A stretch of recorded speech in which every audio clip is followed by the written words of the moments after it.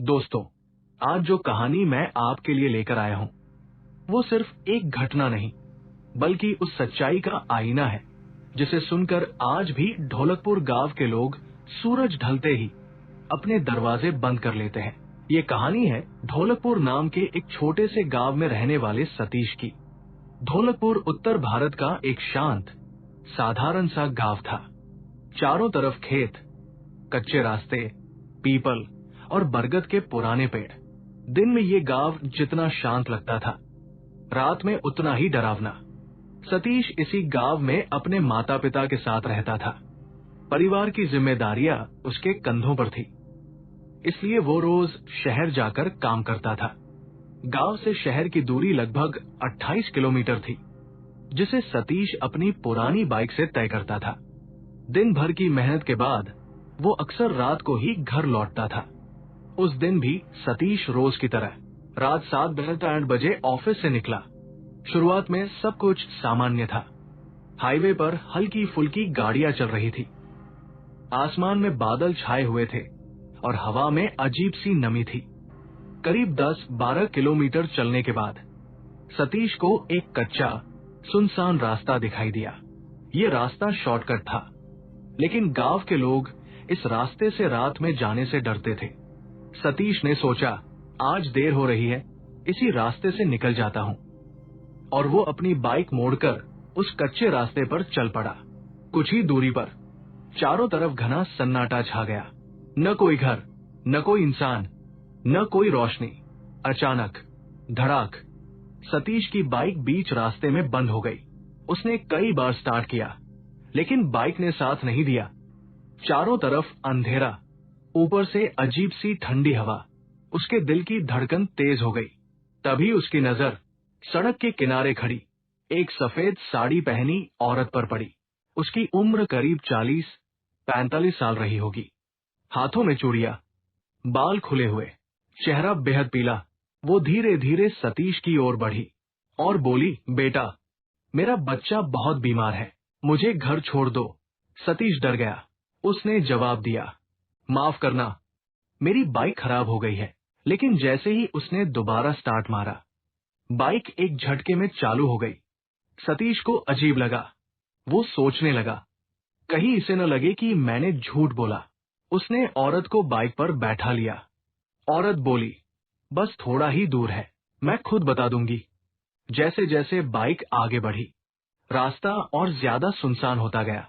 कुछ दूर आगे फिर वही दृश्य, सड़क के किनारे, वही सफेद साड़ी, वही चूड़ियां, वही आवाज, मेरा बच्चा बीमार है। सतीश के रोंगटे खड़े हो गए। उसने पीछे देखा। पीछे कोई नहीं था, वो औरत गायब हो चुकी थी। अब सतीश समझ चुका था कि ये कोई सामान्य जगह नहीं है। बाइक अपने आप चल रही थी। उसका शरीर बर्फ जैसा ठंडा पड़ गया। अचानक औरत गुस्से में चिल्लाई, अगर तूने मुझे घर नहीं छोड़ा तो मैं तेरी जान ले लूंगी। उसकी आंखों से खून बहने लगा, सिर फटने लगा, खून जमीन पर टपकने लगा। सतीश बाइक छोड़कर पूरी ताकत से भागा, सीधा हाईवे तक पहुंचा। घर पहुंचते पहुंचते तेज बुखार चढ़ गया। अगले दिन गांव वालों ने बताया, उस रास्ते पर सालों पहले एक औरत की ट्रक से कुचलकर मौत हो गई थी। उसका बच्चा बीमार था। डॉक्टर बुलाने जाते समय वो मारी गई। आज भी उसकी आत्मा वही भटकती है। सतीश आज जिंदा है, लेकिन जब भी उस रात को याद करता है, उसका शरीर आज भी कांप उठता है। क्योंकि कुछ रास्ते सिर्फ रास्ते नहीं होते, वो आत्माओं का घर होते हैं। सतीश उस रात के बाद जिंदा तो था, लेकिन सामान्य नहीं था।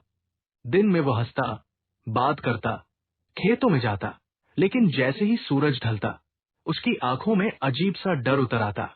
रात को उसे नींद नहीं आती थी। जैसे ही आंख लगती, वही आवाज कानों में गूंजती, मेरा बच्चा बीमार है। कभी उसे लगता कोई उसके कान के पास फुसफुसा रहा है। कभी नींद में उसकी चारपाई हिलने लगती। कभी कोई उसके पैरों को खींचता हुआ महसूस होता। एक रात उसकी माँ ने देखा, सतीश नींद में उठकर बैठा हुआ था। आंखें खुली थी, लेकिन वो किसी को देख रहा था जो वहां था ही नहीं। गांव के पुजारी को बुलाया गया। पुजारी ने सतीश की आंखों में देखते ही कहा, ये आत्मा अभी गई नहीं है, ये आत्मा अभी गई नहीं है।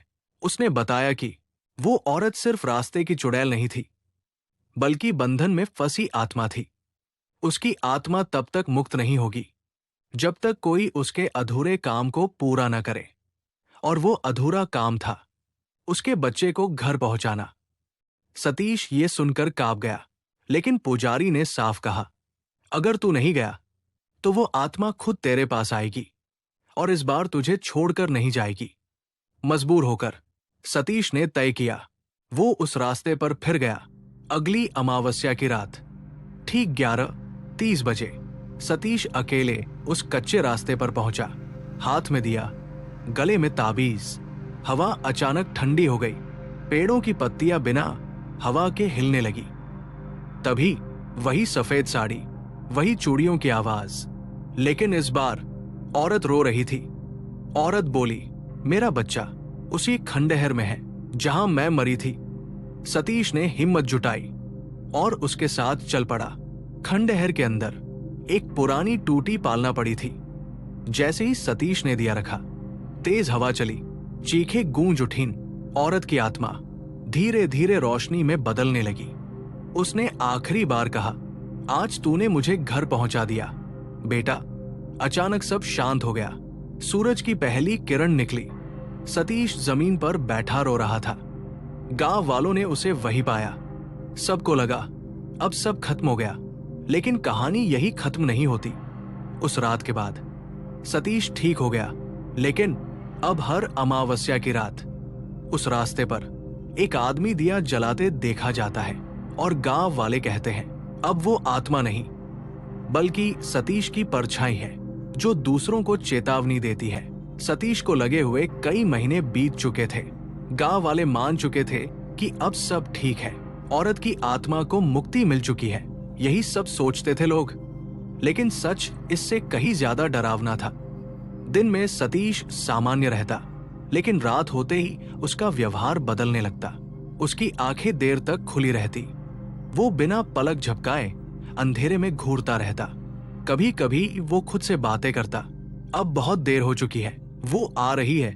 उसकी मां डर जाती। पिता ने फिर से पुजारी को बुलाया। पुजारी ने इस बार जो कहा, उसे सुनकर सबके पैरों तले जमीन खिसक गई। उस आत्मा को पूरी मुक्ति नहीं मिली। पुजारी ने बताया, वो औरत साधारण आत्मा नहीं थी। उसकी मौत के समय उसने अपने बच्चे के लिए मदद मांगी थी, लेकिन कोई नहीं रुका।